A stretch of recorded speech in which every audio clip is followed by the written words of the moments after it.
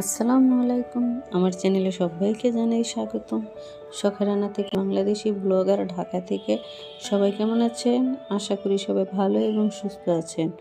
আমি আল্লাহর অশেষ রহমতে আমার পরিবার নিয়ে বেশ ভালো আছি। চলে আসলাম নতুন আরেকটা দিনে নতুন আরেকটা ভিডিও নিয়ে আপনাদের মাঝে। আশা করি ভালো লাগবে। আর যদি ভালো লেগে থাকে অবশ্যই লাইক দিয়ে ভিডিওটা কন্টিনিউ করবেন। কাছে দূরে দেশ কিংবা দেশের বাইরে যেখান থেকেই আজকে আমার এই ভিডিওটা দেখছেন সকলকে জানাই অসংখ্য ধন্যবাদ। তো আজকের ভিডিওটা আমি সকাল থেকে শুরু করলাম। আমি কিছু পরোটা ভেজে নেব আর সাথে চা দিয়ে সকালে নাস্তাটা করে নেব। তো আমি কিন্তু অনেক দিন যাবৎ কোনো ভিডিও দিচ্ছি না, তো অনেক দিন পরে আমি ভিডিওটা আপলোড করলাম। তো আশা করি সবাই আমার এই ভিডিওটা কন্টিনিউ করবেন এবং লাইক দিবেন। তো গঠনমূলক একটা কমেন্ট করে অবশ্যই ভিডিওটা শুরু করবেন। তো এই তো সকালের নাস্তাটা করে নেব আমি। এখন সকালের নাস্তাটা করে কিন্তু আমি কাজে লেগে পড়েছি। তো আমি কিন্তু এই শু ক্যাবিনেটটা পরিষ্কার করে নেব। তো আমার প্রিয় আপু এবং ভাইয়াদের কাছে আমার একটাই অনুরোধ, আমার এই ভিডিওটা সবাই ফুল ওয়াচ করে দিবেন।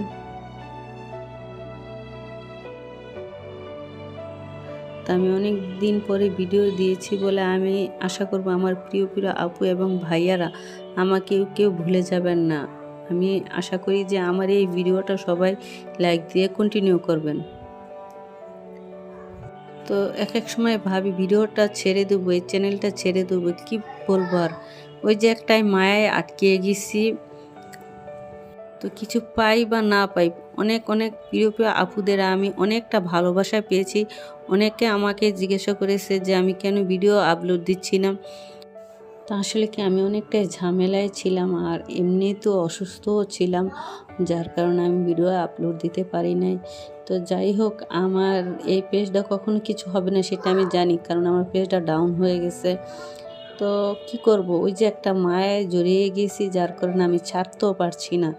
তো মন চাইলে দেখা যায় একটা ভিডিও ছাড়ি। তো আমি পোলাওটা একটু ভেজে নিলাম, চালটা ভেজে নিয়ে এখন গরম পানি দিয়ে দিলাম। তো আমি কিন্তু একটু পোলাও রান্না করছি আর সাথে কিন্তু একটু মুরগির মাংস রান্না করব। তো এই পর্যন্ত এসে যারা আমার সঙ্গে এখন পর্যন্ত আছেন আর যারা আমার এই ভিডিওটিতে লাইক দিতে ভুলে গেছেন, প্লিজ আপু এবং ভাইরা লাইক দিয়ে ভিডিওটা কন্টিনিউ করবেন।